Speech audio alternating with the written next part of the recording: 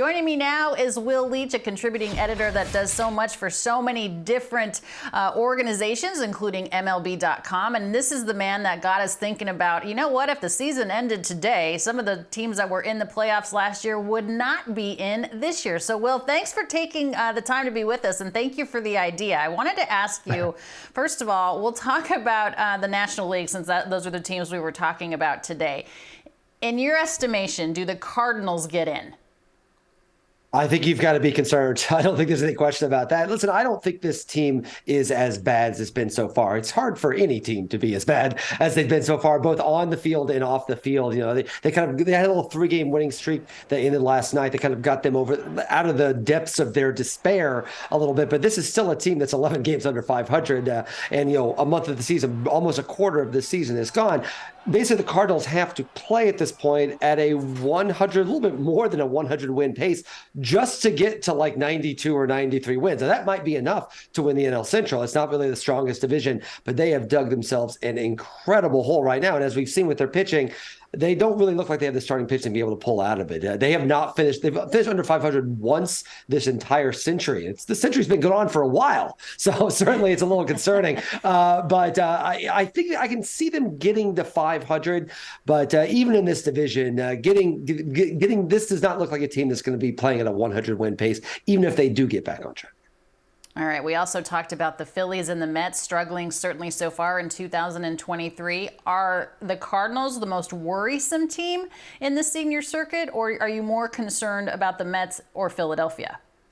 I'm probably still more concerned about the Cardinals, even with that division, because I think the real question that was interesting is who is more in trouble, the Phillies or the Mets? Have been a big disappointment kind of on both sides. On one hand, it's very strange to see this much money put into the Mets rotation and having it be not so good, I think, has been the major issue. But you saw Verlander last night.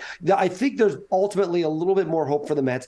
The Phillies, listen, Bryce Harper is back, and that will make anyone feel better about anything. And I think Trey Turner is going to be fine. I think even Aaron Nola, who's kind of shocking and one of the most consistent pitchers in baseball, has gotten off to this pretty slow start.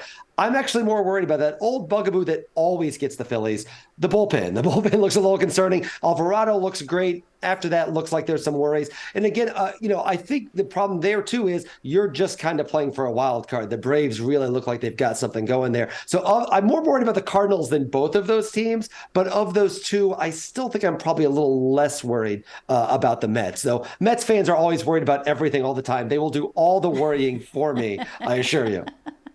Oh, I know. I'm surrounded by Mets fans here at the network. I can understand. But Yankees fans are equally as worrisome as well. Okay, switching our focus, Will, from the senior circuit to the junior circuit. The American League, there were 4 teams that you and your team came up with. Let's start with the Mariners. The likelihood, in your opinion, that they go back-to-back postseason appearances? Yeah, it'd be a big bummer to break that streak and then just not make it the very next year. But I think of all the teams in the American League, I think they're the ones to be most worried about. Listen, losing Robbie Ray is a huge problem. And I think that's all. It happened so early, we've almost kind of like forgotten about it. But it really is a major problem for them. It's also pretty discouraging. Like, they've been waiting for Jaron Kelenic, obviously, for a really long time to come together. He's having this incredible season, and they're still at 500 and still in trouble. I think Julio Rodriguez will get it going. I don't think it was he's off to a slowish start for him. I don't think it's too much of a worry. Honestly, I think the largest concern really with the Mariners is this division looks as tough as it has looked for a while. Last year, they kind of had the advantage of the Rangers being down and the Angels being down. Both those teams, particularly the Rangers, look a lot better than we thought they were going to be heading into the season. There's a lot less margin for error. If the Rangers or the Angels were to be able to kind of step forward last year the way they have this year, the Mariners might not have made the playoffs last year. So I think that's the concern. The margin for the error for them is gone in that division. And really, when you look what's going on with the AL East, even for a wild card. Now, listen, the Astros are another team that have disappointed some. I still feel like the Astros should be considered the favorite in that division. So you've got a lot of climbing to do to get above the Rangers and the Angels. I think that's the major concern for the Mariners. Well, when you talk about the Astros, though, I mean, their starting rotation has been decimated by injury. Jose Altuve hopefully is on his way back. There's still some question marks about Michael Brantley, yet you still are picking them to win the division. Do they need to get another starter, though, to make this happen?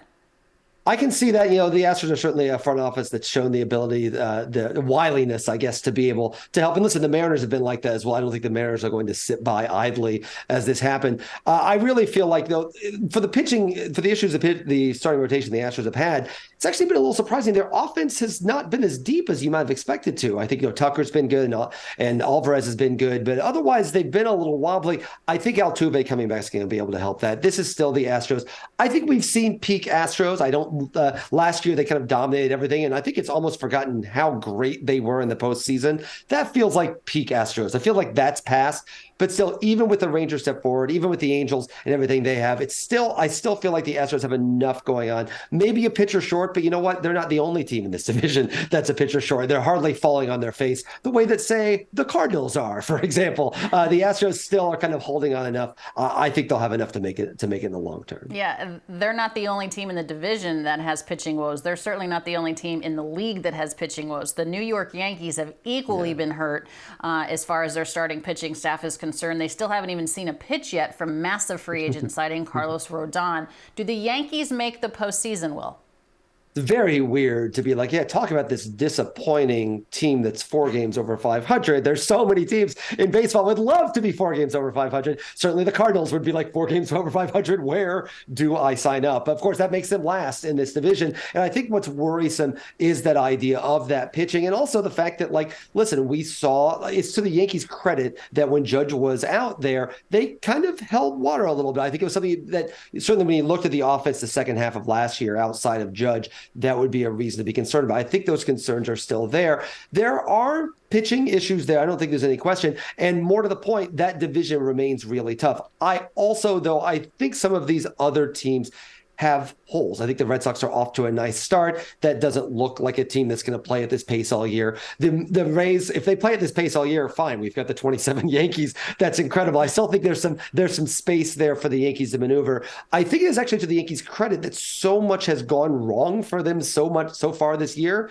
And they're still 4 games over 500. Like, again, you hear last place, you're like, what's wrong with the Yankees? And I get it. Very odd to see the Yankees in last place. But they're in last place in what's clearly the best division in baseball. I think we'll get a sense of this series. They're kind of keeping their heads above water during a difficult time. I think there's still more hope for the Yankees this year. Now, moving forward, I don't know how exactly they're going to improve this roster in the offseason, but this roster still has strength. And I definitely, put it this way, I think they're okay to make the playoffs. I definitely think they're okay to not finish last. I am comfortable saying the New York Yankees will not finish last this year. And GM Brian Cashman says, just stick with us. Just stick with us. Okay, before I let you go, Will, really quickly, tell us about the book that you wrote that's coming out on May 16th. What is it about and how can we get it?